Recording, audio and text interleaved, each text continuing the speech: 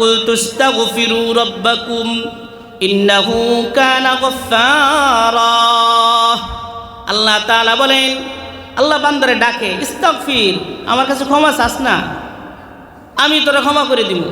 জাগনা है জাগলে अफलाक के साया तले हशर तक सूना पड़ेगा खाक की साया तले। এই মিয়া, দুনিয়ার বুকে যতটুক জাগার এটা জায়গা নাও, এরপরে আর জাগতে হবে না, এরপরে আর চিন্তা লাগবে না, আর নতুন করে আমল করতে হবে না। পরকালের জিন্দেগি তো অসীম জিন্দেগি, যদি সুন্দর জিন্দেগি হয়, আরাম আয়েশের জিন্দেগি হয়, তাহলে তার শেষ হবে না। लगाजी लगाने के दुनिया नहीं है, इबरत की जा है तमाशा नहीं है। এই দুনিয়াতে দিল লাগানোর জায়গা না, এই দুনিয়াতে দিল লাগায়ও না, পরকালের সাথে দিল লাগাও, কারণ পরকাল তো আমার আসল। রাসূল করিম সাল্লাল্লাহু আলাইহি ওয়াসাল্লামের কাছে একদিন এক ব্যক্তি আসলো। নবীজি সাল্লাল্লাহু আলাইহি ওয়াসাল্লাম মসজিদে নববীতে বসে আছেন। এক ব্যক্তি, সাদা কাপড় পরিহিত একজন ব্যক্তি আসলেন, যার দাড়িগুলো অনেক কালো ছিল, চেহারাগুলো দেখতে অনেক সুন্দর ছিল।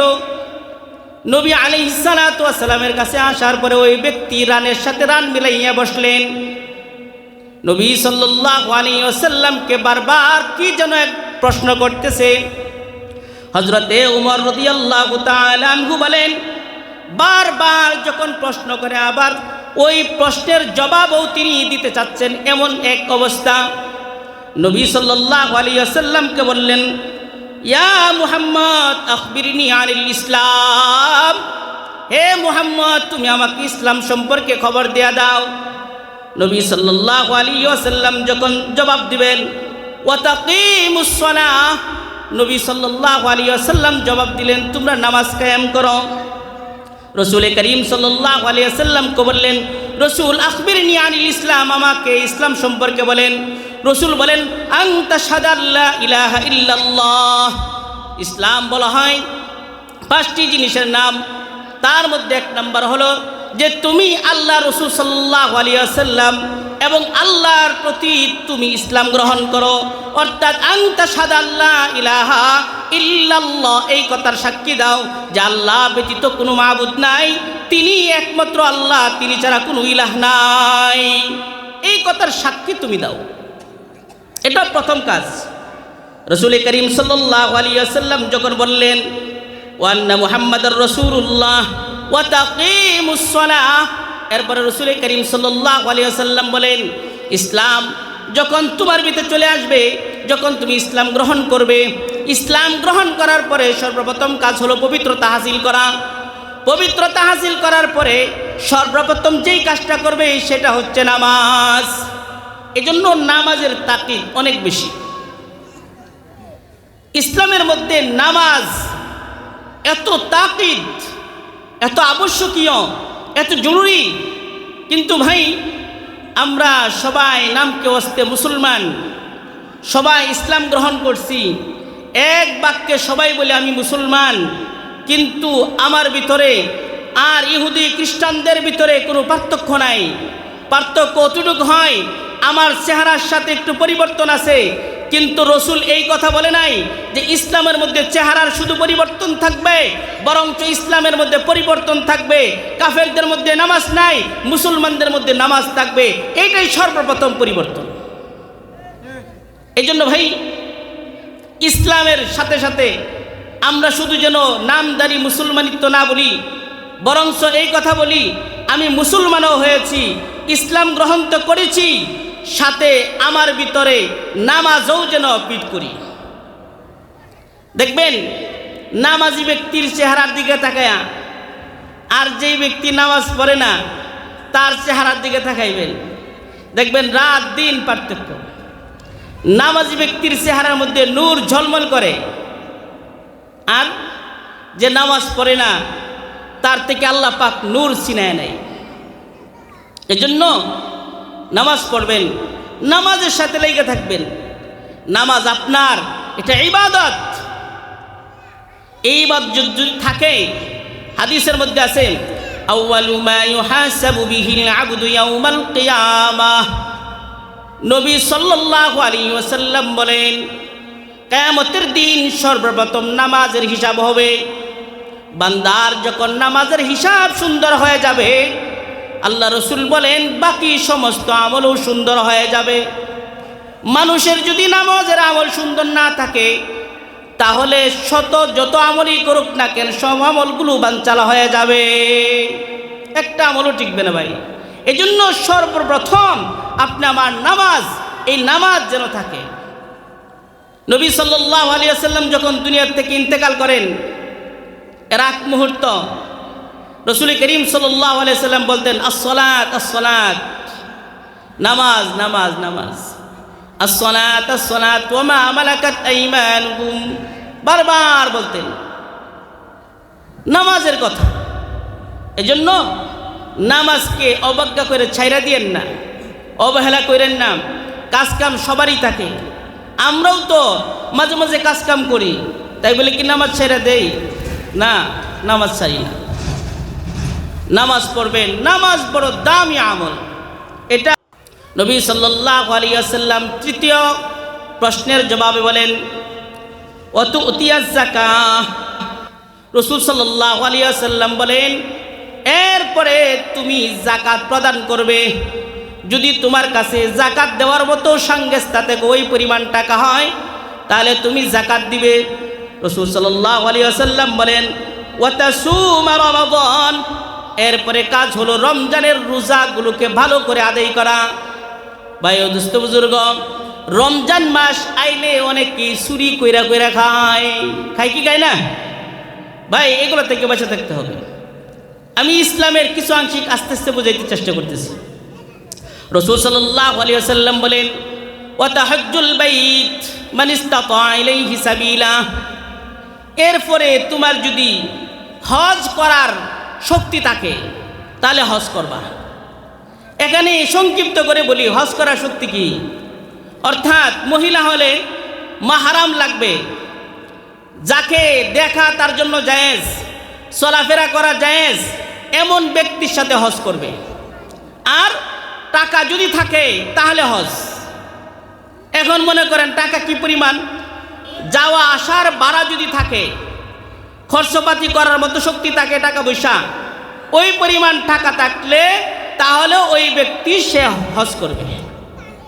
বুঝেন নাই? সংক্ষিপ্ত করলাম আর কি।